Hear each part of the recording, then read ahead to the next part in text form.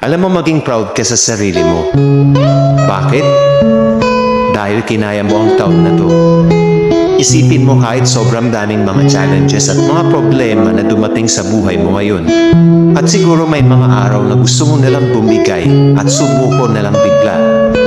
Nandito ka pa rin. Lumalaban at patuloy na nagtitiwala na lahat ng mga efforts mo ngayon ay may magandang pupuntahan din. Ang success sa akin is when you find your happiness. Success is never material, although it helps. Pero maraming mga mayayaman na hindi masaya, but hindi successful. Ang kasiyahan talaga kasi peace of mind. Pag wala ka peace of mind, kahit na surrounded ka ng mga maraming bagay, hindi mo masasabing successful ka.